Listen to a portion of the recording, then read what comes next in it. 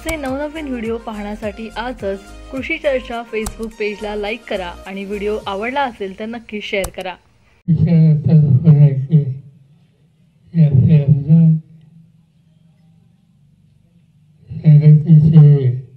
जिल्ह्याचे अध्यक्ष बापू, बाकीचे सगळे सहकारी आणि उपस्थित बंधू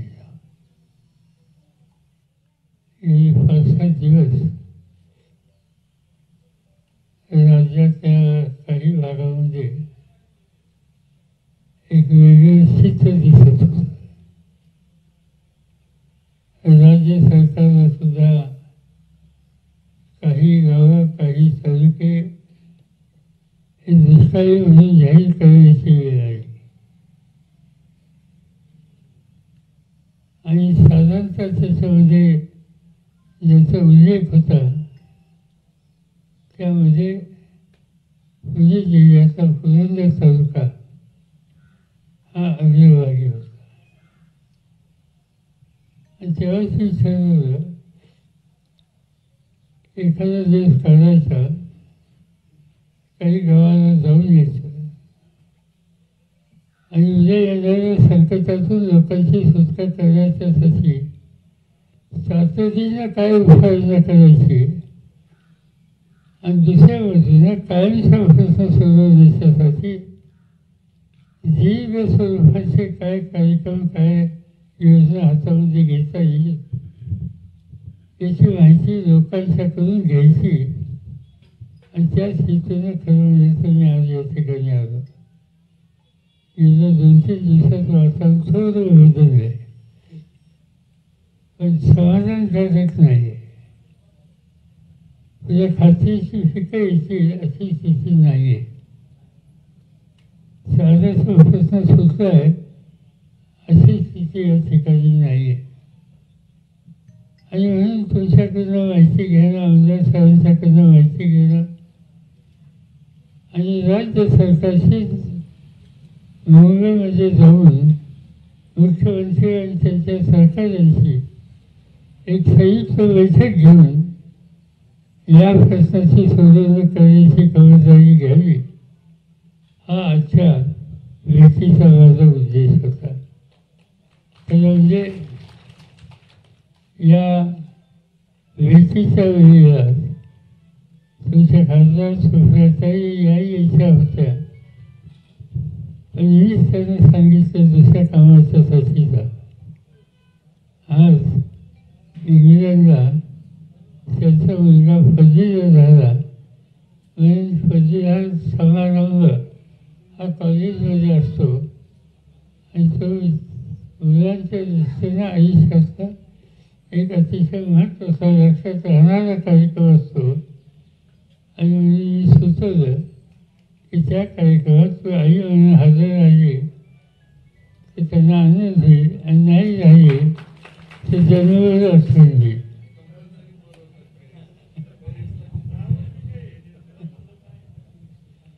आणि त्यामुळे ते काल रात्री इंग्लंडला गेल्यात, 2-3 दिवसात परत येते. निवडणूक झाली, तुम्ही काय करायचं ते काम उत्तम केलं, काही कमतरता पडून दिली नाही. पावसाची कमतरता आहे पण मताची काही कमतरता पडली नाही आणि चांगल्या मताने तुम्ही तुमचा प्रतिनिधी निवडून द्या.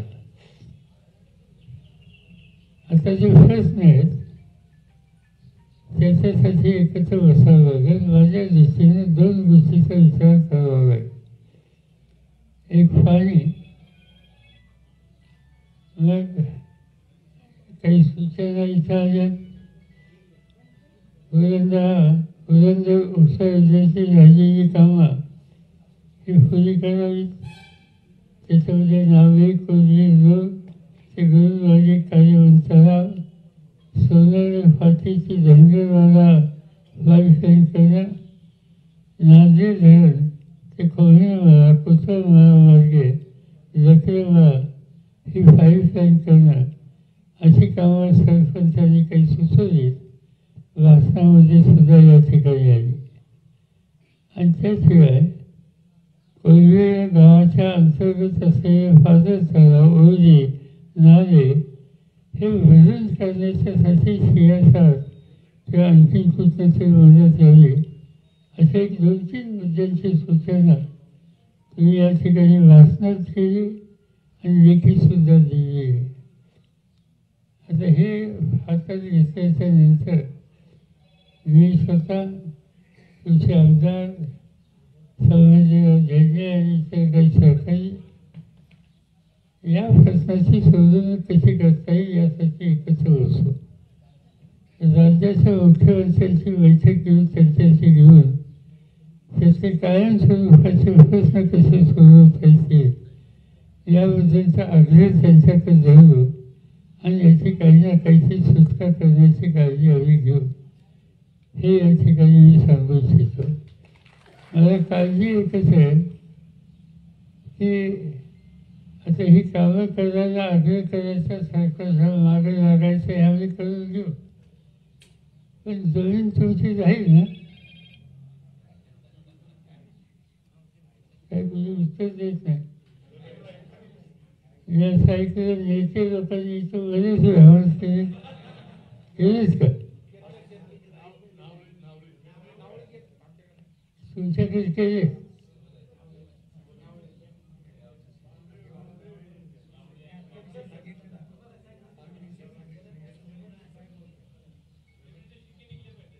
शिक्के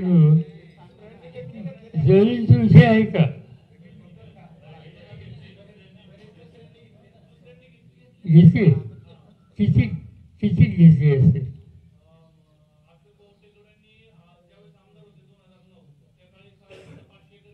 500 एकर. हां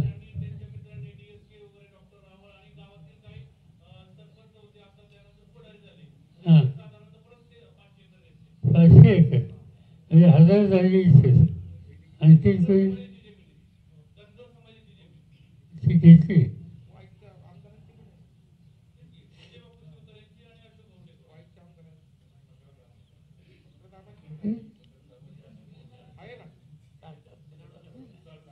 नाही बाकी काही नाही. आपण पाण्याची योजना करणं. आम्हा लोकांची इच्छा आहे की नावली तुमच्या गावाला पाणी मिळालं, इथे स्थानिक लोकांना पाणी मिळालं. बाहेरचे लोक जमिनीच्या ठिकाणी घेत असतील तर विचार करावा लागेल की पाणी कोणासाठी देत. जेव्हा मी खोलात जातो तुम्ही सांगताची माहिती कितपत सत्यावर आधारित याची चौकशी करतो आणि नंतरच त्याच्यामध्ये लक्ष घालतो हे मी या ठिकाणी सांगू इच्छितो. दुसरा महत्त्वाचा प्रश्न आहे की आपण या ठिकाणी MIDC काढली जेजुरीच्या जवळ. मला आठवत आहे की त्यावेळेला असं करावं अशा प्रकारची मागणी जेजुरीचे त्यावेळचे नगराध्यक्ष काही लोकांनी केली होती होय. आणि त्यावेळेला लोकांनी सहकार्य केलं. आपण जमीन घेऊ शकलो. MIDC काढली. छोटे छोटे कारखाने आले. हाताला काम मिळालं. आता तेवढं भागणार नाही, त्याचा विस्तार केला पाहिजे. काही लोकांचा विरोध आहे, काही लोकांचा पाठिंबा आहे. ज्यांचा विरोध आहे त्यांची समजूत काढू, त्यांचं नुकसान होणार नाही याची काळजी घेऊ आणि MIDC या ठिकाणी वाजवून अधिक हातांना काय मिळत असेल तर त्या संबंधीचा आग्रह हा आपल्याला करावा लागेल. पुणे जिल्हा एकेकाळी शिक्षणाचं माहेरघर होतं. नंतरच्या काळामध्ये यशवंतराव चव्हाण मुख्यमंत्री झाले. त्यांच्या काळामध्ये त्यांनी पुण्याच्या जवळ MIDC आणली पिंपरी चिंचवडला. टेल्कोसारखा कारखाना त्यांच्या पुढाकारावर आला. बजाज यांचा ॲटोसारखा कारखाना त्या ठिकाणी आला. गजर यांचा कारखाना त्या ठिकाणी आला आणि पुणे ही औद्योगिक नगरी राहिली. तुम्हा लोकांच्या आशीर्वादानं माझ्याकडे राज्याचं मुख्यमंत्रीपद आल्याच्या नंतर मी निर्णय घेतला की पुण्याला कारखाना आता द्यायचाच नाही. आता कारखाने द्यायचे असतील तर बाहेर द्यायचे. पहिली निवड आम्ही लिगवनची केली. लिगवण केल्याच्या नंतर बारामतीची केली, इंदापूरची केली आणि नगर रस्त्यावर रांजणगावची केली आणि नाशिक रस्त्यावर चाकणची केली आणि या रस्त्यावर सिल्वरची केली. या सगळ्यांवर जवळपास काही लाख लोकांना काम येतं. पुण्याच्या जवळ आयटीच्या क्षेत्रामध्ये हिंजवडी ही तिथं कारखानदारी आपण आयटीची आणली. मी मागेही सांगितलं होतं ती कारखानदारी मोठ्या गमतीनं आली. आमचे एक सरकारी आहेत नानासाहेब नवले खासदार होते, त्यांनी साखर कारखाना काढला. मला भुरी फुजवायला बोलवलं. हिंजवडीला त्यांचा कारखाना होता. मी भुरी फुजन केलं आणि भाषणात सांगितलं इथं कारखाना होणार नाही. तेवढे पाहुण्याला भुरी फुजवायला बोलवलं तो नाही म्हणतो. मी त्यांना सांगितलं तुम्हाला 25 पदावर दुसरी जागा देतो, मला इथं आयटी काढायची आहे. आज 11,000 कोटीची निर्यात तिथनं होते आणि 2.5 लाख मुलांना काम त्या ठिकाणी मिळाले. याचा अर्थ असा आहे की शेती एका शेती नुसतं करून चालणार नाही. आमच्या घरातला एक तरी मुलगा शेतीच्या बाहेर उद्योगात नोकरीत कुठे काढला पाहिजे आणि ते करायचं असेल तर MIDCला पर्याय नाही. आणि म्हणून आता ज्या आमदारांनी सुचवलं त्यांना बरोबर घेऊन आम्ही राज्य सरकारशी उद्योग खात्याशी चर्चा करू आणि लोकांची जिथं सहमती आहे त्या ठिकाणी त्यांच्या सहमतीने MIDCची वाढ करू. जिथं लोकांचा विरोध आहे तिथं उगीच आम्ही हत्तीफारा करून देणार नाही. या पद्धतीचं धोरण हे त्या ठिकाणी स्वीकारलं जाईल. याशिवाय अधिक बोलायचे काही कारण नाही.